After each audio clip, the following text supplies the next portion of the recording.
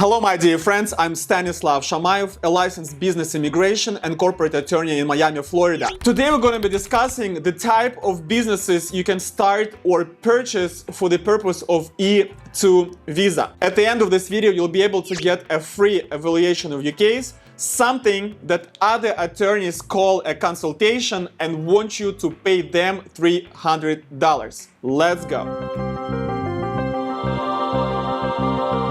If you don't follow me on Instagram, this is a huge mistake, guys. Please follow on Instagram because every day I post stories, updates on immigration laws. I do the posts. There's a lot of posts on all kind of visa that I do, the talent visa, the business visa, the investment visas. So please subscribe to my Instagram. The links are going to be below this video so you're up to date of what's going on with immigration laws in the States. So let's refresh, what's E-2 visa? E-2 visa is the small investor visa, meaning that you have to invest in the US economy in order to be able to get this visa. For most countries, it's 5-year visa with 2-year status. And there's a difference between how long is your visa and how long is your status. Visa is for you to enter the United States of America, and status is how long you can stay after you enter. So if you have a 5-year visa and you enter the States, you can stay as long as 2 years. In order for you to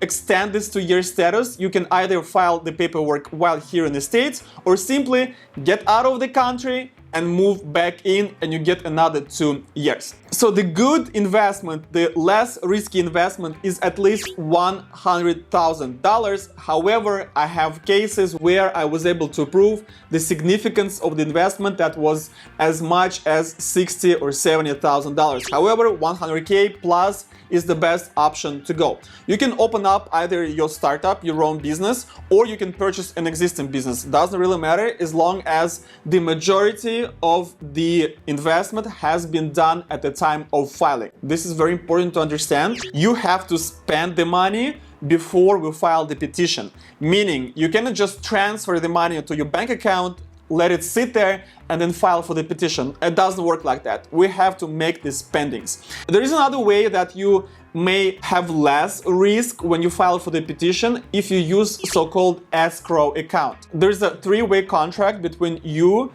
a seller of the business or the seller of the goods or something else, and the trust account itself. It's conditioned on your approval of the visa. If it's approved, your money goes to the seller, whatever that seller sells, and you get the ownership of whatever has been sold to you. But this is probably a topic of a separate video, but just know that there is an option where you can give the money to the third neutral party and wait for approval of your visa just to make sure that everything is fine with your documents. But the question today, Stanislav, what's the best business? This is the question I get asked a lot. My answer to this question has not changed in years, because this is one of the most popular questions, and this is the way it goes. I recommend that you start or purchase the business that you have experience in. I think this is the best premise, the best option to go. If you don't know how to run a restaurant, if you don't know how to sell the goods, if you don't know how to sell the services, don't go there. It doesn't mean that you won't be successful, because if you're an entrepreneur, if you're a businessman or a businesswoman, that means you have something in you that helps you to grow and scale the business. However, first of all, it's going to be much harder, and second of all, the obstacles that you have to overcome will make you spend a lot more money when you do your research and development. I'm a firm believer that the best business to start in the US is the business that you have been doing in the past. And this goes to the startup and say as much as to the purchasing the existing business, right? Because you still can purchase the business that you have been doing before outside of the States.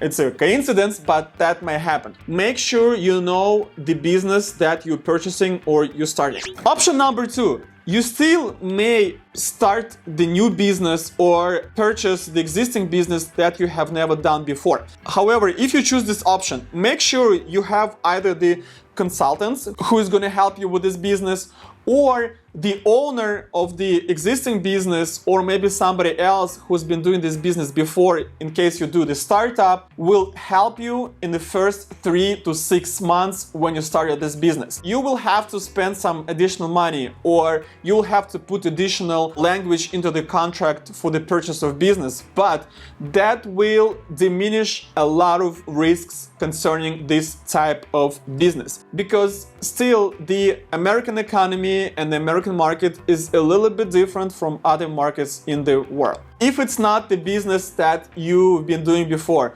if there is no people that will help you to grow this business, and it's something that you've never tried and there is no help, the only option you can proceed with is to learn that business from zero up. Meaning you should read books, you should go over all YouTube videos in this respect, you have to read all type of information, articles that you can find on internet, you should study your competitors, you should get to know the industry. In other words, failing to prepare is preparing to fail. This is old English saying, but that completely works in this case. So in other words, if you want to start or purchase the business you've never done before and there is no help, study the market, study the competition, study the prices, study everything that has to do with this type of business. These are the best 3 options I can offer, and I know that some of you is not going to be satisfied with these answers. I know, don't get frustrated. I'll give you a few recent examples of the businesses that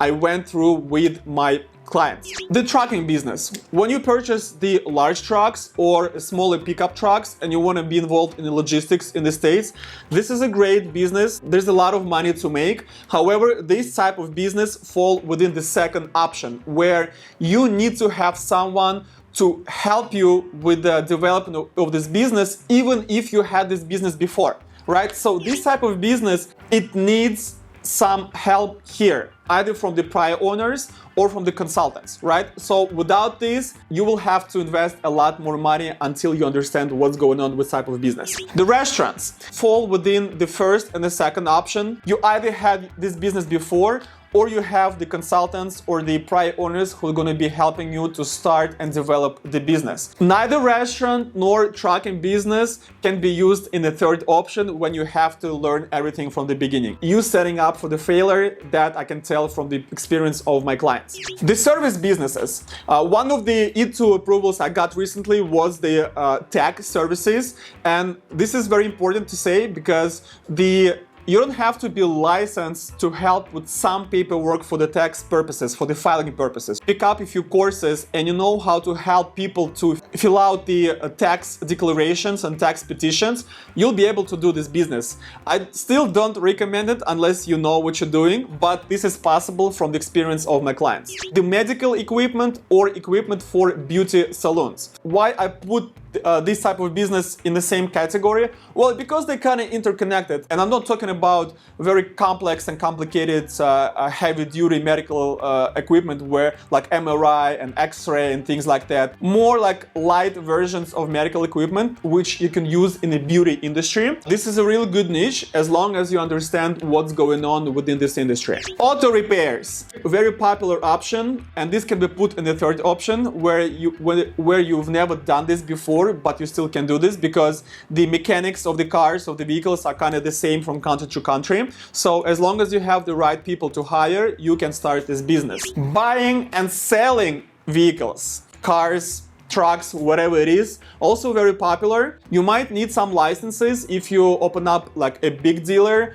or if you want to go to the auctions, but this is easier to do and it's possible. Also, you probably don't need any licenses if you want to buy the cars here and ship them overseas. Buying and renting cars is also an option that we get a lot when you actually purchase the vehicles here and you rent them through the apps or through your website or through Facebook page. This type of business has a lot of cultural background, I would say. So for example, if you are from Argentina, your market will be Argentinians coming from Argentina to the States. If you're from Brazil, it's the same. If you're from some country in Europe, you target your people from your country, and it's easy to sell the service while your client's still back in your country, and the same way if you're here in the States. So this is a very option to go for. And I can go on and on and on because I've done dozens and dozens of E-2 visas. And by the way, for a change of status E-2 visa, when you're in the States,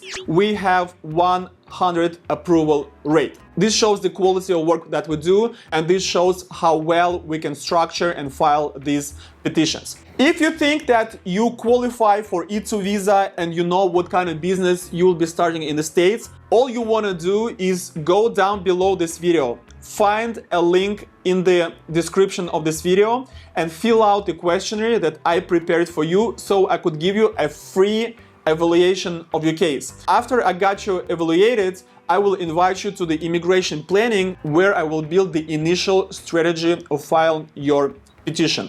Guys, please subscribe to my YouTube. We went over 1,000 of subscribers. This is great. We're growing, and you know my YouTube is the best source of information for all kind of immigration needs concerning talents, business, and investment. I am Stanislav Shamayev, a lawyer of the future. Your future begins here. Good luck.